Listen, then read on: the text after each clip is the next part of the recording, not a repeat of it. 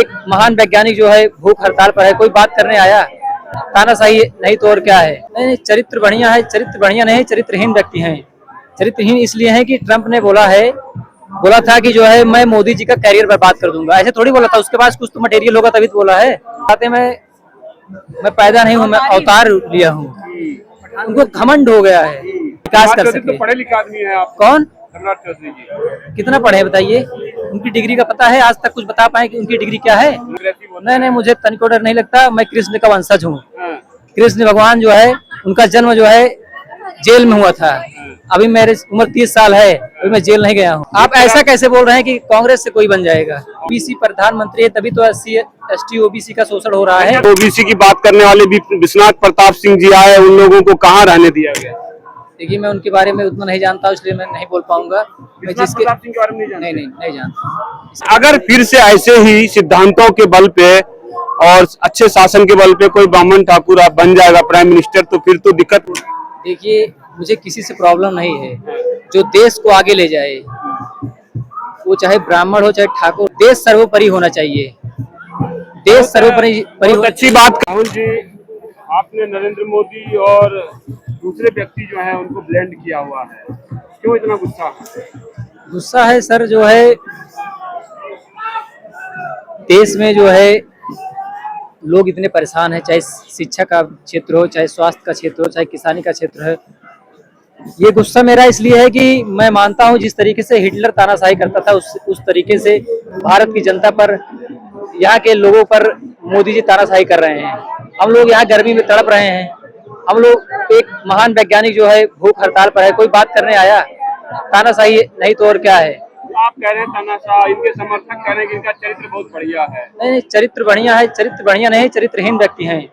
चरित्रहीन इसलिए है कि ट्रंप ने बोला था कि जो है मैं मोदी जी का कैरियर बर्बाद कर दूंगा। ऐसे थोड़ी बोला था, उसके पास कुछ तो मटेरियल होगा तभी तो बोला है।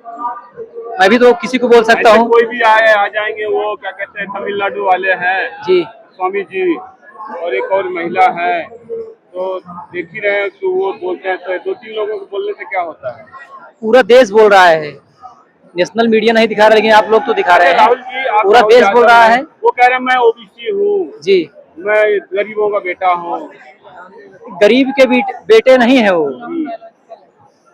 अभी मैडम बोला नॉन बायोलॉजिकल है। वो बताते मैं पैदा नहीं हूँ, मैं अवतार लिया हूँ। उनको घमंड हो गया है। अगर घमंड नहीं हुआ होता तो कोरोना जैसे समय में जब लोग पूरे एकदम त्राही पूरे विश्व मची थी, थाली बजवाने का कोई मतलब था? उस समय लोग तरस रहे थे खाने के लिए, भूख के लिए तरस रहे थे। लेकिन तो ये कह रहे हैं कि ना सिर्फ मैं ओबीसी हूँ, दलित SC और दलित, पहले दलित दिया राष्ट्रपति, अब SC से राष्ट्रपति दिया, और कई सारे सम्राट चौधरी जैसे बहुत सारे ओबीसी मुख्यमंत्री भी दे रहा हूँ। देखिए, हमको चाहिए नहीं, हमको पढ़ा लिखा आदमी चाहिए जो देश का विकास कर सके। तो पढ़े लिखे आदमी है आप। कौन? सम्राट चौधरी जी कितना पढ़े हैं बताइए? उनकी डिग्री का पता है? आज तक कुछ बता पाए कि उनकी डिग्री क्या है? उन्होंने बताया था, अपने स्कूल यूनिवर्सिटी वगैरह बताया था। एफिडेविट का नाम सही से नहीं ले पाते हैं, कैसे मान ले वो पढ़े लिखे हैं? कैसे मान ले पढ़े लिखे आदमी हैं? पढ़े लिखे नहीं है। यहाँ भारतीय जनता पार्टी में जाहिलों की, अनपढ़ों की फौज है। मोदी जी बोल देते हैं कि आज जो है आपको इनको गाली देना है, इनको बोलना है, तो पूरी बिना सोचे बिना कॉमन सेंस लगाए दिन भर वो लोग पागलों की तरह बोलते रहते हैं। आपको डर नहीं लगता है? उनके सपोर्टर देखते हैं कैसे एग्रेसिव होते हैं। नहीं, मुझे तनिको डर नहीं लगता। मैं कृष्ण का वंशज हूँ। कृष्ण भगवान जो है, उनका जन्म जो है जेल में हुआ था। अभी मेरी उम्र 30 साल है, अभी मैं जेल नहीं गया हूँ। तो मैं बहुत भाग्यशाली हूँ। वो जन्म से जेल से पैदा हुए थे, अगर मैं उसके बाद भी जेल चल रहा हूँ तो मुझे कोई दिक्कत नहीं है। मैं कृष्ण का वंशज हूँ। कांग्रेस से कोई ब्राह्मण ठाकुर बन जाएगा प्रधानमंत्री, वो दिक्कत नहीं देगा आपको? कांग्रेस से भाई जनता जिसको चुनेगी वही तो बनेगा। आप ऐसा कैसे बोल रहे हैं कि कांग्रेस से कोई बन जाएगा? कांग्रेस से राहुल गांधी जी तो पंडित जी हैं। देखिए, राहुल गांधी जी का तो अभी हम क्या बताएं, उनका तो पता ही नहीं है क्या है। एक आप नहीं बोल सकते हैं, लेकिन जो है हम जिससे परेशान है इस समय वर्तमान में, भाई परेशानी आज हमको हो रही है।